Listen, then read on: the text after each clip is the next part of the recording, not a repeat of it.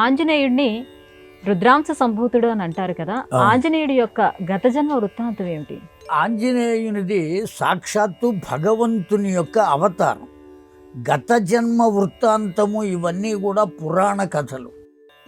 వేదాంత తత్వానికి గనక వచ్చినట్లయితే అసలైనటువంటి భావాన్ని మనం తెలుసుకోవాలి. అలా తెలుసుకోగలిగితే అసలు ఆయన ఎవరు అంటే రుద్రుడే. రుద్రుడు అని అంటే అర్థం ఏమిటంటే రుహు ద్రావయతి ఇది రుద్ర. రుహు అంటే దుఃఖములు అని అర్థం. ద్రావయతి అంటే ద్రవింప చేసేవాడు, ఉండకుండా జారిపోయేట్లుగా చేసేటువంటి వాడు. ఎవరు తనను ఆశ్రయిస్తారో వారి యొక్క దుఃఖములను అన్నిటినీ ద్రవింపజేసేటువంటి వాడు గనక రుద్రుడు. రుద్రుడే హనుమంతుడు, హనుమంతుడే రుద్రుడు. ఎవరయ్యా ఇతడు అంటే ప్రశ్నలోనే ఉన్నది. రుద్రాంశ సంభూతుడు కదా అని ప్రశ్న కదా. ఆయన గత జన్మ ఏమిటి అంటే రుద్రుడే. ఇంకొకడు అయ్యేటువంటి అవకాశమే లేదు. ఆ రుద్రుడే హనుమగా అవతరించాడు.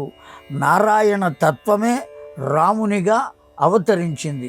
అది తత్వము, ఇది తత్వమే. ఆ రెండు తత్వాలు ఒక రూపాన్ని పొందినాయి. ఓ దుర్మార్గుణ్ణి హతం చేయడానికి, ధర్మాన్ని లోకంలో స్థాపించడం కోసం వచ్చినటువంటి అవతారాలు ఆ రెండు కూడా.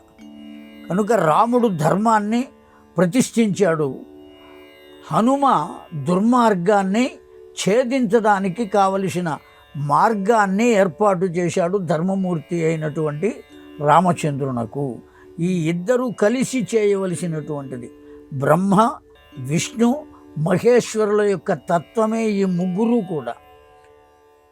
బ్రహ్మతత్వము సృష్టి, విష్ణుతత్వము స్థితి, రుద్రతత్వము లయం చేసుకోవటం.